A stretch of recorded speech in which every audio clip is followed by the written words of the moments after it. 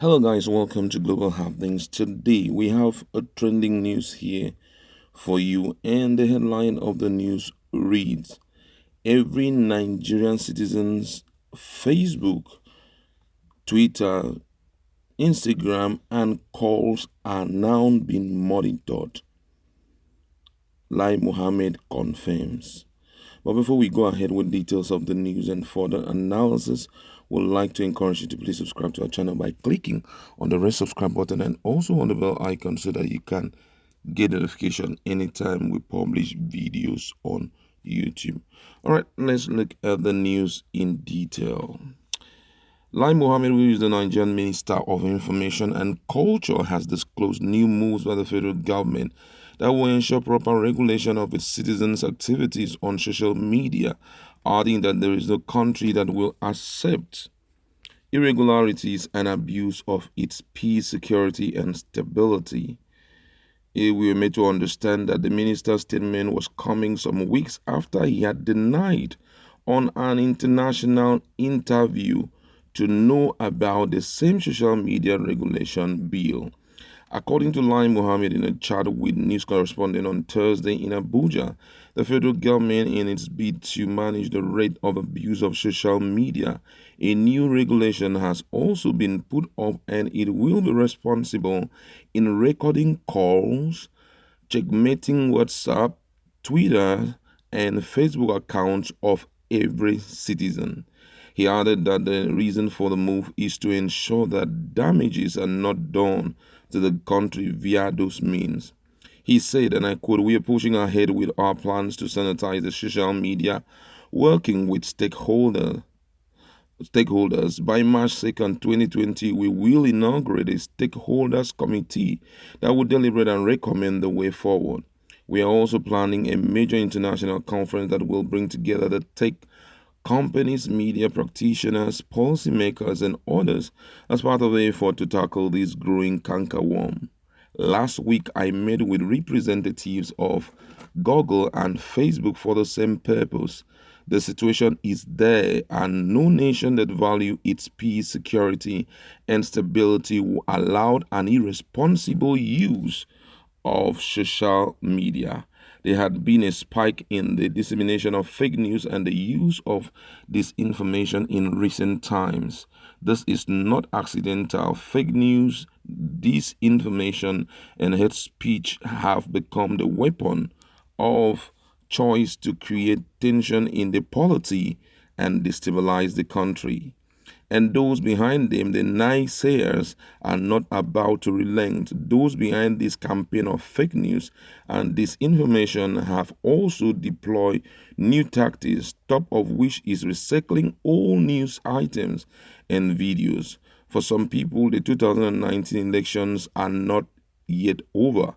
They are stuck in the pre-election mood, and they must continue to use this weapon to put Nigeria on edge. Meanwhile, about 3 months ago, a member of the House of Representatives, Honorable Shina Pella, reacted to the controversial hate speech bill currently before the lawmakers. All right, and that's the news. We just want to look at this critically because it's really troubling to hear this kind of stuff after all Nigerians watch on the internet watch on internet, and some watch on DSTV and the likes, how Lai Mohammed blatantly refused that there was anything of such being presented in the Senate. He blatantly said that there is no such thing like social media, anti-social media bill. He's not in the know.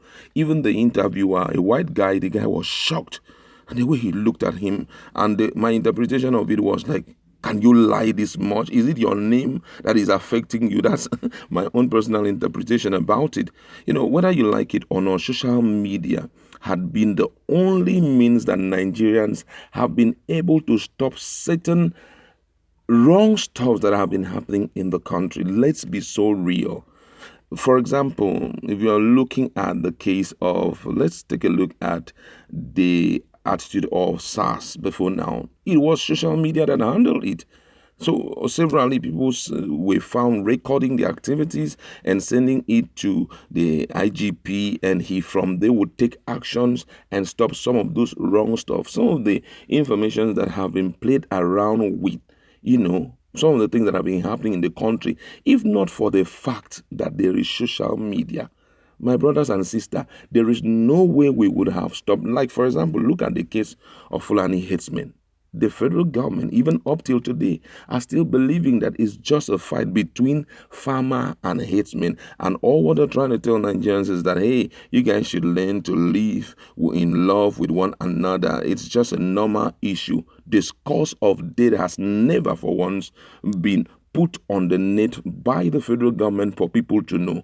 And until the people will now wake up and you begin to see posts, here and there, it's not just by snap a picture or something. You see videos of people that were massacred by these guys, cause of death everywhere by these Fulani. But even with all of that, the federal government has refused to even say anything as per, oh, these guys are causing a lot of trouble in the society. Never, even up till this moment.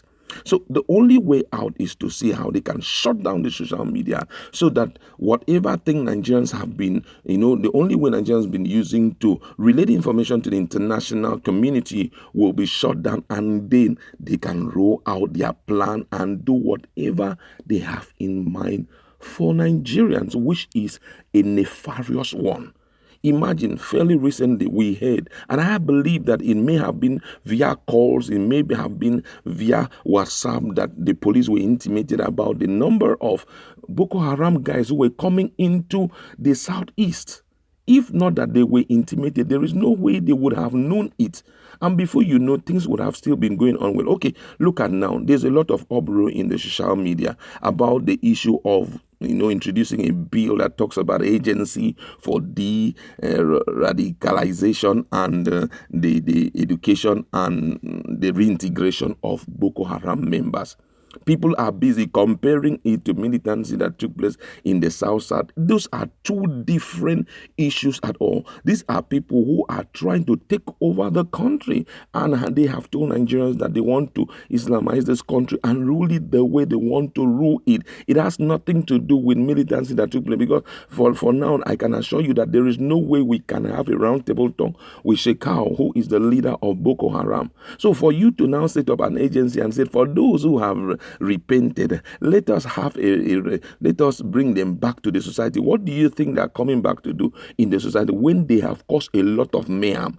And the next thing they said was that actually the people that they are about reintegrating back into the society, they are going to be given enough trainings, they will be given enough handwork to do and all of that. That the reason why most of them gave in to whatever that is happening in the northeast as joining Boko Haram was because they do not have education. They've not been fully equipped with knowledge about the effect of terrorism on their areas. If those people are babies, we were killing, they never knew killing was good.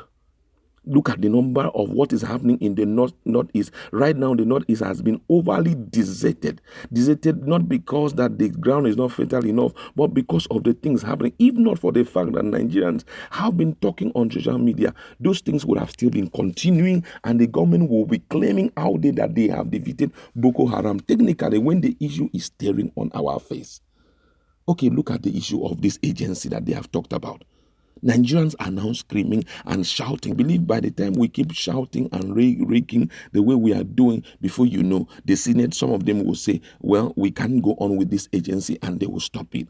Social media, the importance of social media, especially in an environment like this where there is no accountability, where there is no integrity, where there is no respect for a fundamental human right of the people, where fraud and looting is the order of the day, is the only weapon that can save this country a little bit. Okay, imagine some of the things that some persons have opened their mouth now to say about the plan that Fulani Headsmen is about to roll out to all Nigerians. And already we've started seeing the plans everywhere. Up till today, they have not been proscribed. They just believe that, man, these guys are doing the right thing. Today, if they can stop social media from being overly active in Nigeria, what do you expect? I want to, this is a good opportunity to, if truly you are a Nigerian, we should do everything to see how we can stop this, their plan, to make sure that it shouldn't work. Yes, we know that we have the issues of fake news and we know how to clamp down on fake news, but there are certain things that you see on social media that if you were not informed, there is no way, if there was no social media, there is no way, especially those who are living down and who do not even have interaction with the corridor of power, none of us would have known about it. Now, right now, if you're talking about NTA and all those places, they show us little or no news. They don't even show us enough news for Nigerians to know what is happening. They don't show us enough things. When you go into social media, you see a lot of things that are happening which are unbelievable. And I think that this is the ideal time Nigerians should wake up and see how we can stop any plan by the government to regulate social media. Okay, if the step he was about taking was good enough, why didn't he accept when he went on Global Spotlight, when they were interviewing him internationally? Why didn't he open up and said, well, it's actually true? Because he knew the kind of question that he was going to be facing would have been too tough for him to answer. He denied blatantly. I have never seen in my whole life a man of that age lying stresslessly. This was the same man that opened his mouth and said, technically, Boko Haram has been defeated. When even the general, or the chief of army staff, General Brutai, had told Nigerians that this is a huge challenge for them, that right now Boko Haram is everywhere. And when by the time he taught General Brutai on how to lie, Brutai also came out and said that terrorism has actually been defeated, that right now we are fighting insurgency. My brother, which kind, we say no go school. So you can imagine if we keep quiet and there is no social media to hunt down a lot of activity of some of these so-called leaders that we have thrown into position of leadership, if we are not using the social media to stop them, we will be amazed. And guess what? This one is not even on a lighter note. Let's be real. Most people draw their succor, draw their relief from the social media. There are a lot of things you go to Facebook and you see it and you laugh over it. There are a lot of things you go to Twitter, you see it and you laugh over. Imagine withdrawing all of that with the level of depression in the country. Nothing is working. You can just sit down. The next thing, they invade your house. Sometimes you're walking on the road, they collect your... That I was even telling somebody the other time that, hey, this issue of police standing by the roadside collecting people's phones to check the content of your phone is not something that they just wake up and they say we are going to start doing it. It's sponsored by somebody, and with what Lai Mohammed has said is actually true. Now, I was talking about the issue of depression. If not for social media, a lot of people would have been overly depressed. A lot of people, with the rate of suicide in Nigeria would have been on the increase. Currently, there are no jobs. We are chunking out, graduates on a daily, about 5 million graduates every year. No job to take care of them. Okay, the financial aspect of equipping them with an handwork, it's not even there. Right now, insecurity is topmost. Some people were being advised, you too were being advised to go back and, get involved in agriculture. The question is, if you go spend some hours in the bush, your life is not even safe, because anytime these so-called Fulani headsmen, they can come in and butcher the people. So right now, people are even running back to the cities, at least so that they can have a life to live. Social media cannot be stopped. And whatever Nigerians must do to ensure that such step by them is frustrated, let us do it. All the same, we are hoping and trusting that even the Senate, they will do the right thing. We'd like to leave it. They go to a